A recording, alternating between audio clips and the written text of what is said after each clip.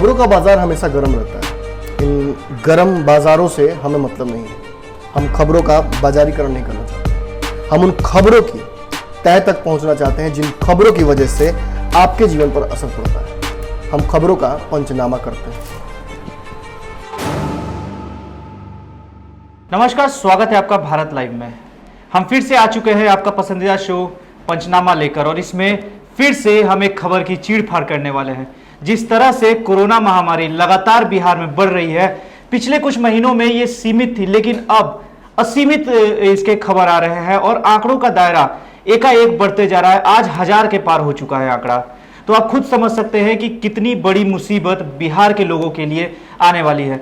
Sir, जिस तरह से बिहार में कोरोना बढ़ रहा है और साथ ही आंकड़े लगातार बढ़ते जा रहे हैं, पुलिस के जवान जो बीएमपी के जवान हैं वो तक आज सुरक्षित नहीं है। नीतीश कुमार के घर के बगल में जो झोपड़ियां बनी है वहां के लोग सुरक्षित नहीं है, वहां पर भी कोरोना पॉजिटिव पहुंचा है। अब जो शहर तक में जो कहा जाता है ना, विपक्ष लगातार ये हमला कहता जा रहा है कि पासपोर्ट वाले इसको लाए हैं और राशन कार्ड वाले अब भुगत रहे हैं। तो अभी तक जो मामले स्टार्टिंग दौर में जो हमने देखे थे वो शहरों से आ रहे थे, लेकिन अब वो मामले बिहार के गांव-गांव में पहुंच गए हैं। अब गांव से लोग निकल रहे हैं। तो कितना खतरनाक होने वाला है? हमने देखा था कि जब तक ये आंकड़े 300 के आसपास थे, 300-350 के आसपास थे, तब तक बहुत ज़्यादा ग्रामीण इलाकों से खबरें नहीं आ रही थी। पटना में बहुत लिमिटेड वे में था ये, लेकिन जैसे ही ये आंकड़ा डबल होने लगा और आज 1000 के पार हो चुका है बिहार में कोरोना पीड़ितों का आंकड़ा, ये साबित करता है कि अब ग्रामीण क्षेत्रों में इस कोरोना ने पांव पसार लिए हैं। लेकिन इसके लिए सरकार जो दलील दे रही है, सरकार सीधे तौर पे कह रही है कि 45% का इजाफा हुआ है कोरोना में जब प्रवासी मजदूर हमारे यहाँ आना शुरू हुए हैं। लेकिन मैं इस दलील को नहीं मानता हूँ।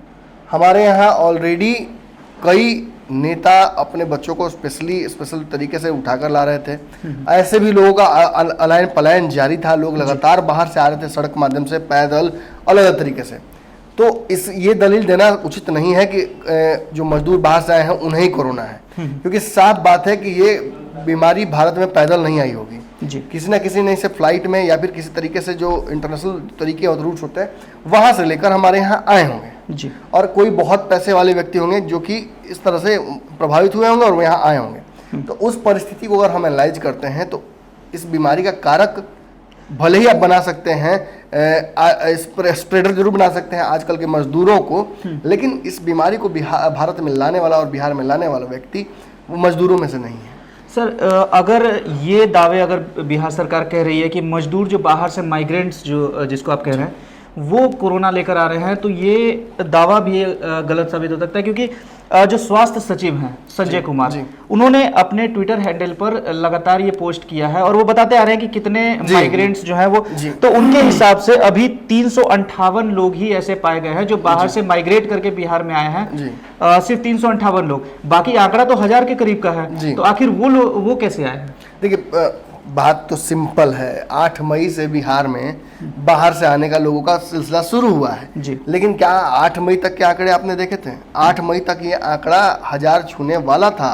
परिस्थितियां ऐसी थी कि अगर 8 मई से आ भी गए होंगे लोग और आपने उनकी जांच, रैंडम टेस्टिंग शुरू कर दी थी, तो आपके यहाँ रिजल्ट्स में देरी होती है। इन सभी कारणों को अगर एनालाइज आप करते हैं तो आपको एक बात समझ में आती है कि पुराने कई, अब उसको परिप्रेक्ष्य में आप देखिएगा, पुराने कई सैंपल्स आपने सही तरीके से नहीं लिए हैं और पुरानी अभी डेटा को आपने एम्पलीफाई और उसको नहीं किया टेस्ट। देखिए, एक मेरे पास जो आंकड़ा है उसके हिसाब से 40,782 अब तक सैंपल्स टेस्ट हुए हैं बिहार में, और इनमें 1800 प्रतिदिन की रफ्तार से जांच हो रही है। ये सुबह 10 बजे का आंकड़ा है। जी। और इस आंकड़े के हिसाब से अगर हम देखते हैं तो 7 जांच केंद्र और मात्र भी तो 50,000 भी लोग नहीं है, और आए लोग कितने हैं और बिहार में पहले से लोग कितने हैं, उससे पहले कितने लोग आए होंगे बिहार।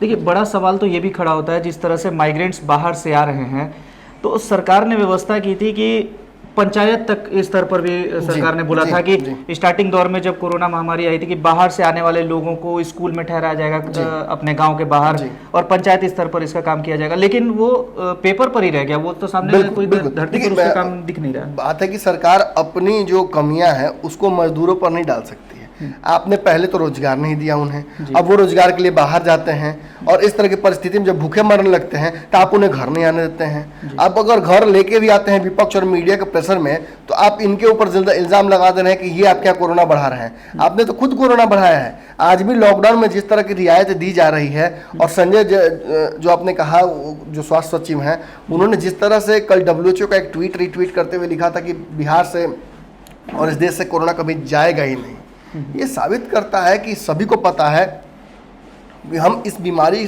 को लड़ने के लिए इक्विप नहीं है, बिहार तैयार नहीं है। और आधी तैयारी में किसी अगर सैनिक को आप भेज दीजिएगा युद्ध लड़ने के लिए, तो क्या होगा? शहीद ही न होगा। बिहार में कोलेट्रल डैमेज मैंने शुरुआती दौर में ही कहा था कि बहुत तगड़ा होगा। अगर हम संभल जाते हैं तब भी हम बहुत डैमेज के साथ संभलेंगे, लेकिन हम संभल नहीं पा रहे हैं। और ये आंकड़े वही कह रहे हैं, 99% लोग संक्रमित ऐसे हुए हैं जो जानते ही नहीं थे इस बीमारी के बारे में, जिन्हें इस बीमारी के से बचना और इस बीमारी के बारे में जो सारी जो चीज़ें फेमस की गई हैं कि सोशल डिस्टेंसिंग का पालन करना चाहिए, वो उनके पास था ही नहीं। वो इक्विपमेंट्स, ना उनके पास सैनिटाइजर थे, ना उनके पास वो चीज़ें थी जिनसे वो अपने को बचा सकें। और ऐसी परिस्थिति में आप खुद सोचिए कि आप कहिए कि सोशल डिस्टेंसिंग फॉलो कीजिए, सैनिटाइजर से हाथ धोइए, मास्क पहनिए, उस समय तक ये चीज़ें नहीं उपलब्ध थी उनके पास। अब जब प्रधानमंत्री की बात याद कीजिए, प्रधानमंत्री को जब एहसास होता है कि हम नहीं पहुंचा पा रहे हैं PPE किट्स और नहीं पहुंचा पा रहे हैं मास्क, तो वो क्या करते हैं? गमछा लेकर बैठते हैं, ताकि वो इस बात को चालाकी से उन्हें बता सके कि हमारे पास PPE किट्स और मास्क नहीं है, तो आप गमछा लपेटिए। गमछा लपेट लेने से क्या इस बीमारी से आप बच जाइएगा। जी।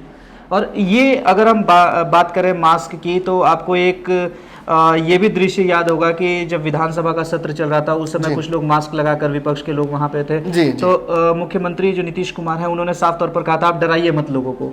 लेकिन आज वही अपील कर रहे हैं कि सभी को घर से मास्क पहन कर निकलना है। जो बिजनेसेस खुली हुई हैं उनको मास्क पहन। देखिए, हमने शुरुआती दौर में ही, आपको याद होगा, हम आप और ऋचा जब निकले थे हाजीपुर की तरफ, तो हमने पुलिस वालों को देखा था, एक ही गाड़ी में इतने सारे पुलिस वाले धरे हुए थे। और हमने तभी ये सवाल पूछ दिया था कि आप तो खुद सोशल डिस्टेंसिंग का फॉलो नहीं कर रहे हैं, आप में से किसी ने मास्क नहीं पहना है, इन मास्क को कैसे उपयोग और दुरुपयोग करना है ये आपको तो नहीं पता है, तब कैसे किया? तो उन्होंने कहा कि भगवान भरोसे हम लोगों को छोड़ दिया गया है, ड्राइवर तो था उस गाड़ी का। बिल्कुल सही बात है। और इसी तरह से जब कुछ दिन पहले हम लोग जब बिहियां गए हुए थे, वहां से लौटते समय जब मैंने कोइलवर पुल के पास बात किया पुलिस वालों से, उन्होंने भी बोला हमारे पास कोई उपकरण नहीं है। किसी तरीके से लोग आ रहे हैं, उनकी वो एंट्री कर रहे हैं यहाँ कोइलवर, जब भोजपुर पार करके वो पटना जिला में जब घुस रहे हैं, एंट्री कर रहे थे, सभी गाड़ियों की एंट्री कर रहे हैं कि कितने लोग और किस DM से परमिशन लेकर वो लोग इस जगह पर आए हैं। तो कांटेक्ट में तो आ रहे हैं लोगों के। जी। और जब उनसे मैंने पूछा कि आपको सरकार ने क्या प्रोवाइड किया, मास्क तो आपके पास है नहीं, आप मास्क तो उन्होंने लगाया नहीं था। मैंने यही लगाया, सरकार से ज्यादा जो स्वयंसेवी संगठन है और जो लोग अपनी जिम्मेवारी समझकर बाहर निकल रहे हैं, ये मदद कर रहे हैं पुलिस कर्मियों की। लेकिन आंकड़ा दुखद है और आंकड़ा डरावने वाला है। मैं बता दूं आपको कि शुरुआती दौर में मई तक ये आंकड़े ये थे कि 10 लोग प्रतिदिन के हिसाब से डेली आइडेंटिफाई हो रहे थे पटना में कि संक्रमित हैं या फिर उनको क्वारंटीन किया जा रहा था। लेकिन ये मामला बढ़ता गया और आज पटना का आंकड़ा ये है कि 99 लोग पटना में संक्रमित हैं इस बीमारी से। 32 लोग जिसमें से ठीक हो चुके हैं, लेकिन 62 लोग अभी भी ठीक नहीं हुए हैं और ये लोग अभी भी इस बीमारी की चपेट में हैं और आंकड़ा अब डबल हो गया है। यानी कि पटना में आंकड़े बढ़ गए। और आप सोचेंगे पटना में आंकड़े कैसे बढ़ गए, पटना में प्रवासी मजदूर आए हैं इसकी वजह से? नहीं, जो BMP की घटना हुई है, 6 दिन में 22 संक्रमित हुए हैं पुलिसकर्मी BMP के, इस वजह से ये आंकड़ा बढ़ा है। और ये 22 जो संक्रमित हुए हैं, इसमें BMP कमांडेंट की रसोईया भी है। तो आप समझ लीजिए कि अगर पुलिस, सीधी सी बात है, अगर एक डॉक्टर को ये बीमारी होती है और वो डॉक्टर आइडेंटिफाई नहीं हो पाता है, तो वो कई लोगों को बीमारी दे देगा, क्योंकि वो कोरोना काल में लोगों की सेवा कर रहा है और लोगों से लगातार इंटरेक्ट कर रहा है। सेम पुलिस वालों के साथ होगा, सेम पत्रकारों के साथ होगा। तो हमारी जिम्मेवारी और रिस्पॉन्सिबिलिटी तो और बढ़ जाती है, लेकिन हम अपनी रिस्पॉन्सिबिलिटी को कैसे करेंगे? अभी 2-3 दिनों पहले तो खबर आई है कि मीडिया के लोगों की जांच होगी, रैंडम टेस्टिंग शुरू हो चुका है PMCH में। लेकिन क्या हमें इक्विपमेंट्स दिए गए हैं? क्या पुलिस वालों को बराबर इक्विपमेंट्स दिए जा रहे हैं? क्या उनको बताया जा रहा है कि अगर मास्क मिल भी जा रहा है कहीं से, वो जो 3-fold मास्क होता है, तो कितने देर से उपयोग करना है? एक ही मास्क गंदा पड़ा हुआ उसे रोज पुलिस वाले यूज कर रहे हैं। सैनिटाइजर के नाम पर उनके पास कुछ नहीं है। उसी बिहार में एक प्रचलन है खैनी खाने का, और ये खैनी खाने का प्रचलन इतना जानलेवा है, वो तो जानते हैं मुंह का कैंसर होता है, लेकिन अब ये कोरोना बढ़ाने का भी बहुत बड़ा एक यंत्र बन गया है। बहुत सारे लोग पुलिस महकमे में भी खैनी का उपयोग करते हैं, और खैनी के साथ खास बात है कि एक व्यक्ति खैनी बनाता है तो 20 लोग खाते हैं। अब आप समझ लीजिए कि अगर खैनी बनाकर कोई पुलिस वाला अपने सहयोगियों को खिलाएगा तो उसे बीमारी होगी कि नहीं।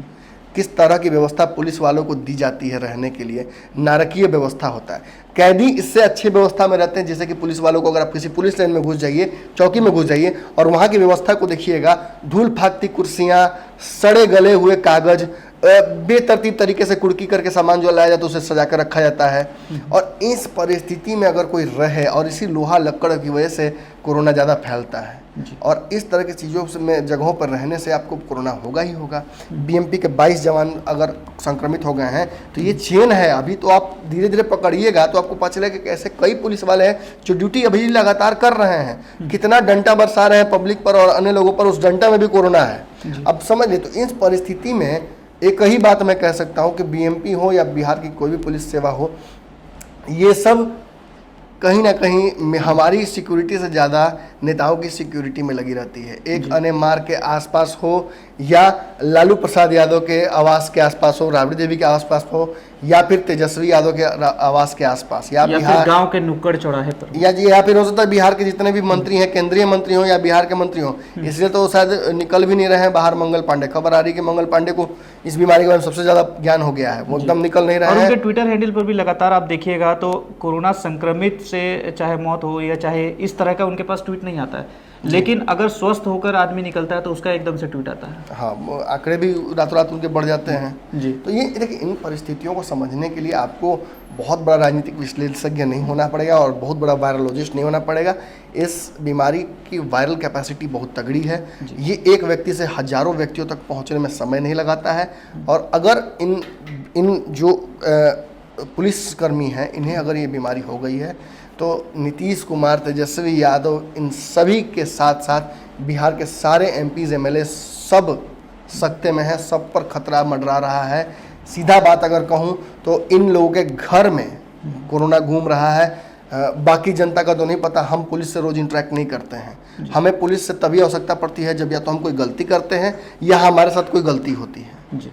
और उस परिस्थिति में भी पुलिस कितना हमसे सहयोग करती है, कितना हमारे आसपास भटकती है, ये भी अच्छे से आपको पता होगा जी। तो ज़्यादा तो खतरा उन्हीं लोगों के लिए है जिनको अपनी जान की खतरा कोरोना से पहले से भी रहा है, और जनता से दूरी बनाए रखना है, और उसमें उनका काम तो कहीं ना कहीं बीएमपी और पुलिस वाले लोग ही करते हैं। और ऐसी परिस्थिति में इनके लिए खतरा बढ़ गया है। तो नीतीश जी और सुशील मोदी जी और तेजस्वी जी, इन लोगों के लिए थोड़ा सा ये समय आने वाला डेंजरस है। क्योंकि देखिए, सीधी सी बात है, पुलिस कर्मियों को अगर ये बीमारी होती है तो उनके परिवार के सदस्यों को भी होगी। उनके साथ साथ अब देखिए, बगल में हमारे द्वारिका हाई स्कूल है, यहाँ पे क्वारंटीन किया गया है लोगों को। किस तरह की व्यवस्था इनको दी गई थी? खुद हमारे क्राइम रिपोर्टर सोनू मिश्र जब यहाँ वहाँ गए थे और उन्होंने उस व्यवस्था को दिखाया, तो अगले दिन से मीडिया का एंट्री ही क्वारंटीन जगहों पर बंद कर दिया गया। सीधी सी बात है, सरकार चाहती है कि छुपा कर इन चीज़ों को रखा जाए। बाबा एक कहावत कहते हैं, वो कहावत इस में बहुत चरितार्थ होती है, बैर खून खांसी खुशी, गैर झूठ मदपान। यानी बैर, खांसी, खुशी, मद्यपान, ये सब चीज़ें और झूठ कभी छुपता नहीं है। अगर आपको खांसी होगी तो आप खांसीएगा ही, अंदर खांसने की व्यवस्था नहीं है। और अगर आप झूठ बोलते हैं जनता से कि आंकड़े छुपाते हैं, तो ये छुपने वाले हैं। झूठ छुपता है क्या? खांसी छुपती है क्या? और अनफॉर्चुनेटली कोरोना इन दोनों चीज़ों को बिहार में प्रभावित कर रही है। नीतीश जी के पास एक ही ऑप्शन है, अगर अभी भी वो इन पूरी परिस्थिति को अपने हाथ में लेते हैं, भाजपा के लोग अगर सहयोग नहीं कर रहे हैं तो उन्हें स्पष्ट निर्देशित करें कि वो काम और बिगाड़े नहीं। ऐसी परिस्थिति को ही माहौल को सांप्रदायिक न कन्वर्ट करें। और ख़ास बात यह है कि जो प्रवासी बिहार बाहर से आए हैं, उनके साथ जो तरीका शुरू से हमने इम्प्लीमेंट किया है कि हम बाहर से आए लोगों को क्वारंटीन करके रखेंगे, ना कि घर भेज देंगे सीधा, ये सब बहुत मैं कहूँगा कि डिजास्टरस डिसीजंस होगा। WHO बोल रही है, बाकी लोग बोल रहे हैं, इस बीमारी को अच्छे से समझने वाले वायरोलॉजिस्ट ये बात कह रहे हैं कि क्वारंटीन और लॉकडाउन लगातार जारी रहना चाहिए। इस बीमारी से जिसका रहना जीना, ये कहावतें कहना बहुत आसान है, मानना बड़ा मुश्किल है। आप किसी बीमारी के साथ अगर जीते हैं तो आपको पता होगा कि टर्मिनल इलनेस कैसी होती है जी। ये बीमारी आपको टर्मिनली इल कर देगी। ये बीमारी आपके देश को जिस तरह से हुई है, नहीं चीन इस परिस्थिति से उबर सकते हैं, क्योंकि वहाँ के लोगों को सरकार प्राथमिकता बहुत देती है। वहाँ के लोगों में ये भी सिविक सेंस भी ज़्यादा है, और बिजनेस मॉड्यूल वहाँ का बड़ा डिफरेंट तरीके का है, हमारे यहाँ से अलग। और इस परिस्थिति से निपटने के लिए चीन ज़्यादा इक्विप्ड है। लेकिन सच्चाई ये है कि हम अब तक इस बीमारी को समझ नहीं पाए हैं, ना हमारे नेता समझ पाए हैं, और ना वो समझा पा रहे हैं जनता को। जब नेता खुद नहीं समझेंगे तो जनता को क्या समझाएंगे। और इसीलिए आज चाहे नीतीश कुमार हो, तेजस्वी यादव मैं कहूँगा, या फिर बिहार के जितने भी बड़े नेता हो, सुशील मोदी, इन सभी की जान भी अब खतरे में आ गई है, क्योंकि पुलिस वालों को भी कोरोना जबरदस्त होने लगा है। तो कैसा लगा आपको आज का ये शो, जरूर बताइएगा कमेंट के माध्यम से। कमेंट बॉक्स हमेशा से खुले हैं, और साथ ही साथ चैनल को सब्सक्राइब करना ना भूलें। वीडियो अच्छा लगा हो तो इसको लाइक जरूर करें और शेयर जरूर करें अपने दोस्तों के साथ, अपने फैमिली मेंबर्स के साथ। इस वीडियो को जरूर से जरूर शेयर करें। बाकी खबरों के लिए बने रहे हमारे साथ, भारत लाइव के साथ। बढ़ाएं अपना कदम सक्सेस की ओर शिखर करियर इंस्टीट्यूट के साथ। शिखर करियर इंस्टीट्यूट पूर्वी भारत में एकमात्र कोचिंग संस्थान जो एक्सक्लूसिवली है मेडिकल एंट्रेंस एग्जाम के लिए।